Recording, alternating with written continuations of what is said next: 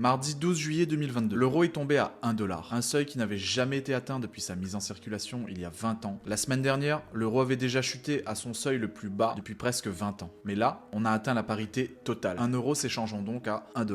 Mais alors, pourquoi a-t-on atteint cette parité? Selon moi, cela s'explique par deux principaux facteurs. En 1, la flambée des prix de l'énergie, le gaz, l'électricité, le carburant, depuis le début du conflit entre la Russie et l'Ukraine. Forcément, l'Europe qui veut faire un bras de fer avec la Russie à grands coups de sanctions économiques, elle voit ses livraisons se réduire. On parle même d'une future pénurie pour l'hiver prochain. Et en 2, la politique monétaire ultra agressive des États-Unis. Pour lutter contre l'inflation, la Fed a relevé ses taux directeurs. Et autant te dire que c'est la plus forte hausse depuis 1994. Maintenant que tu sais pourquoi, laisse-moi te dire que tout ça profite bien évidemment au dollar et au franc suisse. Ce dernier est considéré comme une valeur refuge, et certains investisseurs commencent à pointer le regard sur lui. Alors que le fameux billet vert, lui, a connu une hausse de près de 14% depuis le début de l'année. Alors, à ton avis, est-ce que le